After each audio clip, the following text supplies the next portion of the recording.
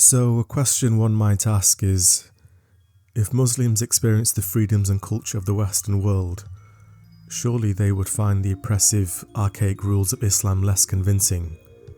Well, what seems to be happening in certain areas is that there is a delusion that has been growing steadily in the Western world, and it is within the average Muslim's understanding of their own religion. Western Muslims believe they are living the life they would live under Islam. This is false. They are living the life of a Muslim that has been afforded the freedoms of a Western secular world. Freedoms that no classical Islamic system would ever give them. Nothing of their religion is coerced by the state. They often voluntarily do and say what they wish. And because of this, they generate a cherry-picked fantasy of their own religious scriptures and begin parroting hollow slogans about Islam as a religion of peace, and that all violent Muslims are extremists that have misunderstood their beautiful religion. This is particularly striking in Muslim women. There are obviously family pressures which cannot be denied, but thanks to Western secular laws, Muslim women often get to practice freely whichever level of Islam they desire, covering their body and assuming it is their choice, working alongside men and having an equal voice within society. And yet women are the group which Islam focuses heavily on when it comes to controlling and limiting rights. Take these two Muslim women for example, particularly the one in white. So even in Catholics and Christians, Jesus is God? She spends a great deal of time defending Islam dressed in a way that is frankly laughable in Islamic terms. How delusional do you have to be to defend a religion that will openly and proudly attack you for dressing this way?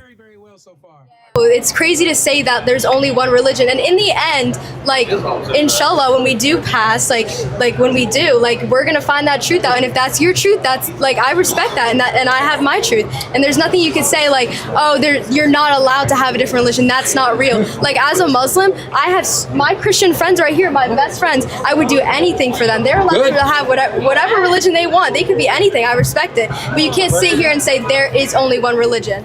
Note how she passionately defends her non-Muslim friends without realizing that the Quran tells her not to be friends with them. I could say the same thing to you, and you're not going to believe me, right?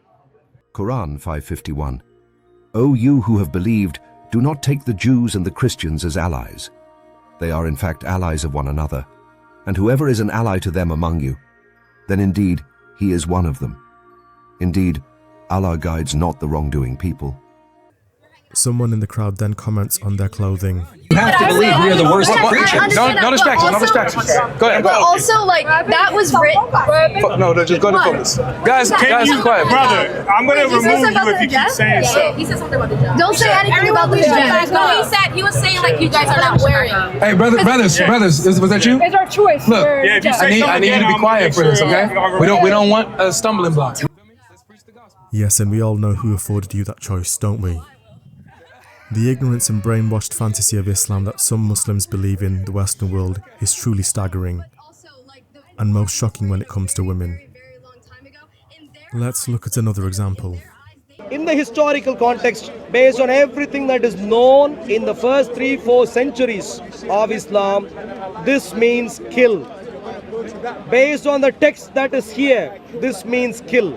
Based on the only politics possible, which is represented in Surah Al-Baqarah, Surah 9, this means kill. Everything points to the fact that Surah Al-Baqarah points to killing. Not just Surah Al-Baqarah, by the way. I can give you more. When you join the live stream, I'll demonstrate to you. Yeah. I will demonstrate to you why this is overwhelmingly kill.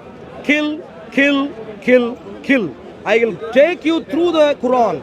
Surah 2, Surah Al-Baqarah. I said Al-Baqarah, sorry, this is not Al-Baqarah. Surah. That's Surah Tawbah. Surah not Tawbah, I'm sorry. Surah Al-Baqarah, you can start with Surah 2. Yeah. Surah Al-Imran, you can go to Surah 3. Surah 4, Surah 5, Al-Ma'idah. You can go to Surah 7, Surah 8, and Surah 9. Come all the way to Surah 9.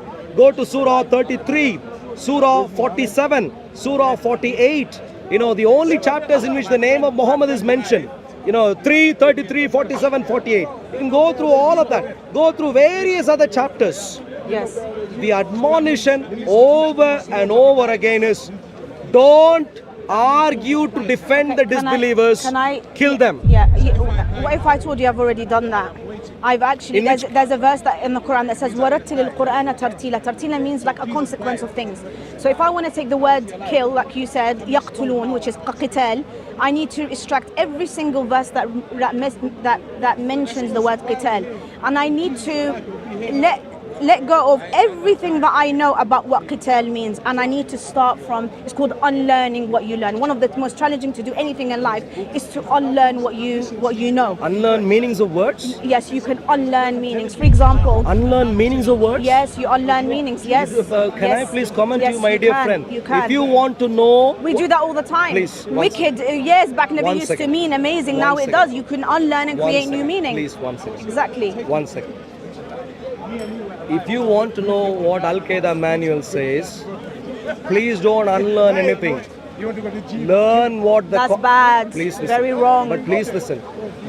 Yes. Where you are going wrong, I'm pointing out right now. Yeah. If you want to know what Al-Qaeda manual says, don't try and conveniently sit somewhere and unlearn and come up with new secret meanings of words. Don't do. Yeah, why? Please, they're trying to deviate the Muslims. They're trying to.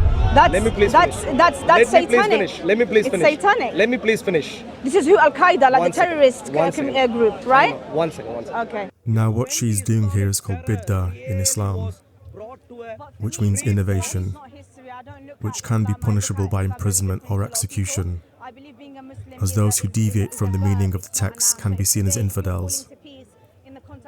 So you start making videos about your journey as a Muslim, and all of a sudden, something interesting happens. The people who are praising you for making the right choice start telling you over and over and over again what you have to do. And shocker, you didn't know that they were going to tell you what to do, and that they were going to enforce rules on you, and that they were going to tell you there are all these things that you have to do now. And they're shocked, AP. Shocked, I say. Let's go ahead and check out an example. Salam alaikum, good morning. Alaikum salam. We need to talk. Okay. I get comments like this about 50. The comment says, sister, please start to cover your hair. That's not even disrespectful, right? It's just, sister, please start to cover your hair. I get comments like this about 50 to 100 every single day. She said she gets 50 to 100 comments a day telling her what to wear. They're telling her that she needs to cover her hair. 50 to 100 a day. That's a lot of people dedicating a lot of time to telling her what to wear. I think she's Dutch. What's her name? Thousands of men. Thousands of men. Telling me to cover my hair. Shocker. Shocker. I could never predict that. Please stop. You all say that it's commanded by God.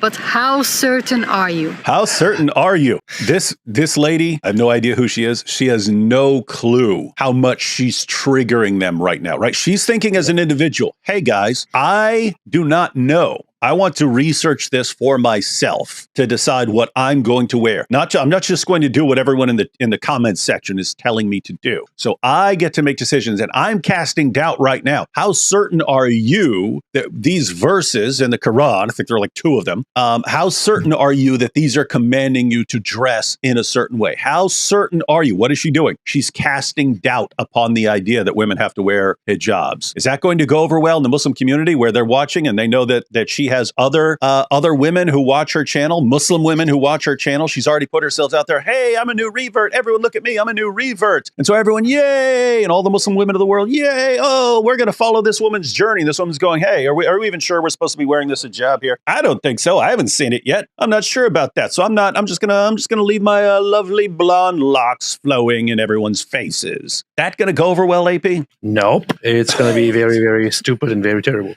That is correct. Are you guys sure? Is the entire Ummah sure about this? Because I haven't seen it, and I just started studying. I just converted, and I'm just learning.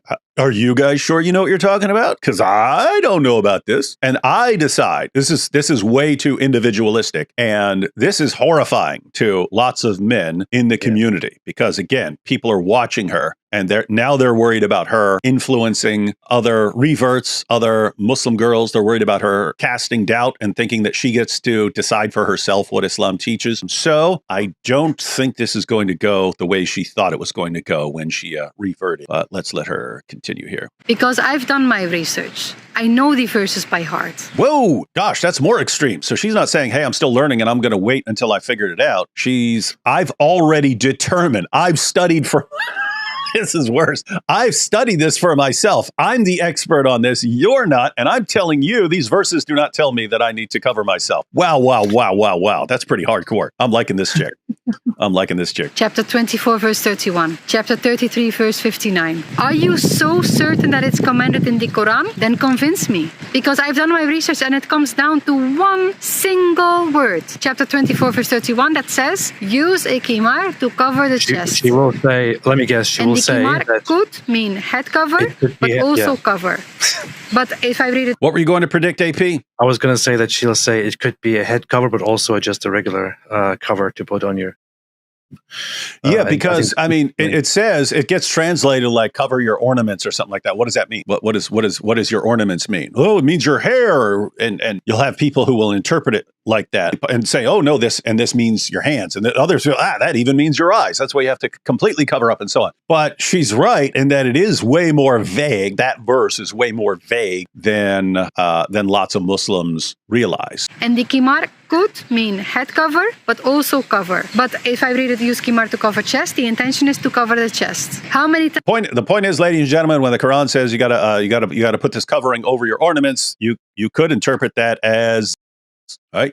That's what she's saying. But I'm telling you, she does not realize what she just did. She's announcing to Muslim women of the world, you don't actually have to wear any sort of head covering. This is great. So you shouldn't even complain if it's banned because it's not an actual part of your religion. It's just a myth spread by dudes. This is interesting. So anyway, that's the reasoning of people who are going to be really, really upset about her. This is an incredibly, for those who don't understand, this is an incredibly problematic, incredibly bad thing in Islam. What she's doing right now, this is considered heresy and kufr, disbelief, blasphemy on her part, because she is denying that something that has been well established as obligatory is actually not obligatory. She's contesting it. Plus, on top of doing that, she is publicizing this idea and is preaching it to thousands, and thereby corrupting and thereby changing the Islamic morality and Islamic community and influencing others and spreading corruption in the land, basically. That's what they would view that as. How many times is hair or head mentioned to be covered? 0 times. Burn. Convince me otherwise. I believe it doesn't come from the Quran, but from the Hadiths. But I haven't even finished reading the Quran. So leave me alone. alone. Let alone the Hadiths. So, my goodness. Did you hear what you just said? I'm only following it once I've determined for myself that is what I'm supposed to do. I'm still reading the Quran. The Quran does not convince me of what you guys are saying, so I'm not doing it. I think it comes from the Hadiths, but I haven't even gotten there yet. Now I'm going to study that on my own, and then I'm going to decide what I'm going to do. I decide. Me. I decide what it's like. Wait. Didn't she just say that she did all the research and already came to the conclusion, and that she doesn't agree that it is obligatory? And then later she concluded that she still hasn't done the whole reading. And once she concludes she's read enough of the Quran to know that there are these 2 Quran verses, and she's not finished reading the Quran. She's still reading the Quran, but she's carefully investigated these 2 verses, and now she is qualified to educate the entire Muslim ummah. Here's the problem, lady. I just want what. I want whatever's best for you in life. I hope that things turn out well for you. But you are only able to get away with that because you are living in a non-Muslim country. That is the only reason you are at all remotely able to sit there and I decide what I'm going to believe. And this is my personal belief about what I'm supposed to do as a Muslim. And you other Muslims can't make me obey you. So you're one of these people, hey, let's all convert to Islam. And you think that you're going to be able to think for yourself and decide what you're allowed to do and not do. That you decide what is haram and halal. And you think that's going to go over well when Muslims show up and say, this is what you need to wear. And I don't have to obey you. Yeah, let me know how well that works out for you in the future. So what we find in Western Muslims, and I'm sure in other areas too, is a modern mass delusion of their own religion. And this delusion allows them to reinterpret Islam in whichever way they see fit. Thus, Western Islam thrives through its ignorance. Where Islam exists at lower levels of power within a society, it cannot do what it really wants: control and subjugate both its followers and outsiders. And yet its followers seem blissfully unaware of this. Instead, in the West, containment of Islam's objectives creates this illusion of a religion that is a victim, a persecuted group, rather than what it actually is. So the reason why Islam still holds appeal to many Western Muslims is because it isn't really Islam. It is the practice of Islam under the confines of Western secular laws and values. Islam at the core is a totalitarian supremacist ideology, and like all forms of this ideology, it seeks to violently suppress dissent and any deviations from its fundamentalist beliefs. Reinterpreting it through a Western lens does not change this. Its core scriptures are focused on control and subjugation. Therefore, any society or culture that becomes increasingly more Islamic will gradually move inexorably towards this point.